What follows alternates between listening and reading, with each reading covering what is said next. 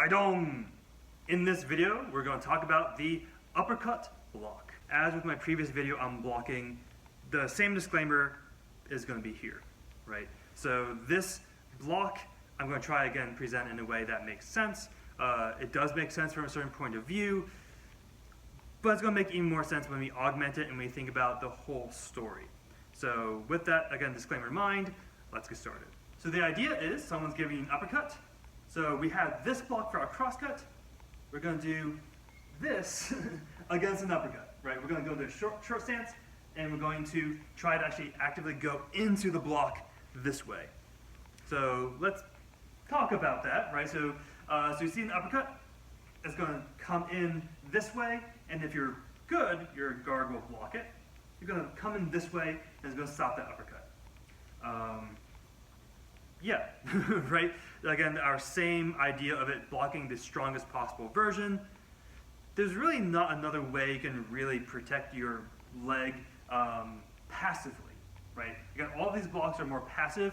There are really good ways to do it, actively, but from a passive perspective, it's the best block, but it's not a good block, if that makes sense, right? So, of the passive blocks, like all of your passive blocks, are your weakest, but of all passive blocks against uppercut, it's your strongest. So just keep that in mind, right? So an uppercut's coming towards your thigh, I'm going to pop, I'm going to stop it, right? And in this case, I'm going to go into a sotose, I'm going to lower myself, I'm going to actually have that lowered momentum, actually give a little bit more oomph in that block.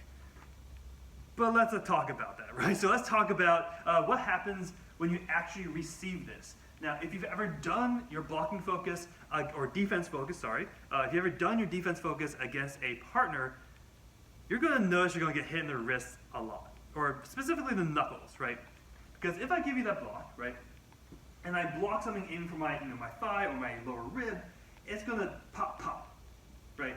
It's going to hit you in the knuckles, right? Now, that may or may not happen with an actual metal sword because they will probably stick. But if there's enough momentum, it is going to skip. It's going to do like a little hop and skip up your arm, and it's going to be painful, right? So that's not what you want from a block. You don't want to be in pain. That's the opposite of what you're going for. But that's the situation, right? So yes, going into the sotose, going down, almost like looking over the sword, which is another bad idea, is the best way to put your power into it. But again, do I want my wrists to be near the sword? No. Do I want my face to be near the sword? No. But that's what's going to be happening when we're in our sotose. That said, let's redeem this, right? So this as a passive block, again, is the best passive block for this situation. It is actually a pretty decent active block. This is in fact something that we teach to our yellow belts when we start doing the uppercuts in our form. So if you see that, uppercut coming your way, so instead of hunkering down and really getting your face into it, what you can do is as that cut's coming in, deflect, right? Deflect it and maybe counter with your own uppercut, right? Because uppercuts are hard to block, as we are seeing, right? That's why we use upper blocks and crosscuts to be warding techniques, right? So kind of push you back with these techniques. So with this, I can just flip and counter, and that'll be pretty darn useful. So if you can do that, do that.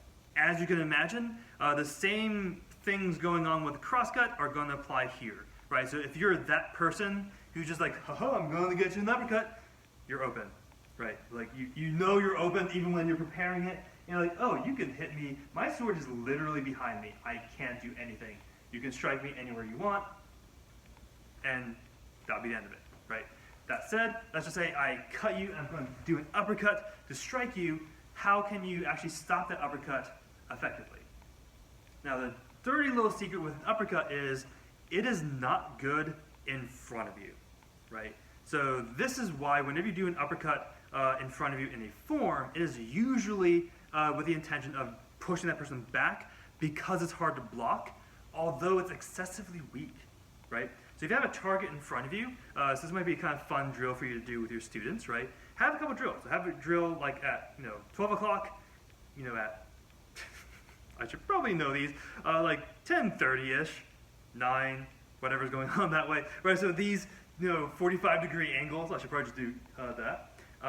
If you do it that way, striking, pop, right? Pop, pop, pretty strong. Pop, okay, still pretty good. Right? So when you're striking forward, it's really weak, right? So from a geometric standpoint, it's hard to block, so it's good. But from a power standpoint, it's very, very weak. Which is why in the original version of Form 2, when we did do that sweeping upper block or sweeping uppercut, the intention was to strike someone here, make contact with their rib, and then blow through, as opposed to hitting someone directly behind you. But let's just say you are that person.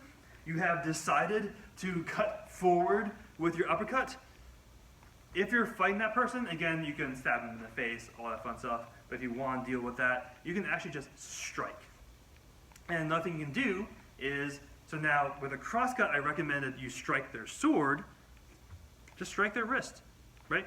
So I am preparing this way, bang, or bang, and I'm like, I'm going to collapse.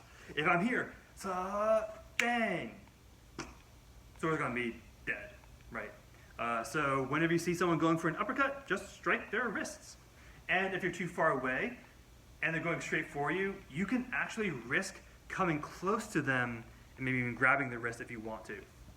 Because again, if they are going towards you, weak, if they're going towards you and you're close enough to hit just the strong of the sword, that's not going quickly, that's pretty weak, you're probably going to be pretty safe, right? So that said, don't charge maniacs preparing for an uppercut, because they might actually twist it into a diagonal cut, which is what I like to do, right? Because weak can be turned into a very powerful cut. So be very, very careful if you're banking on that, but you can still probably stab them in the face and they will be none too happy about that. And that's about it, right? So obviously, there's always going to be more we can discuss with these kind of things, like maybe specific combinations and stuff like that. But this is a nice introduction to our blocks that we use in our defense focus. So again, with these last two, the active versions of them, obviously for all of them, the active versions are better, but especially for these last two, if you have to block a cross or an uppercut, I would highly recommend the active version. Obviously, I recommend the active version for all of them, but even for newbies, right? So my yellow belts do the active block always, right? In fact, I don't really teach it as a stationary block. Really, yeah, I don't teach it outside of our defense focus. But that's me. I'm a very individual master I'm a random master on YouTube, but you should listen to your master, you should listen to your instructor, you should listen to your students about, again, how they feel about the block, if it's working or not. But also, you are your own instructor as well. So with that, so make sure you keep training, right? So that's why we make these videos. So keep training, stay safe, and stay humble. Haidong!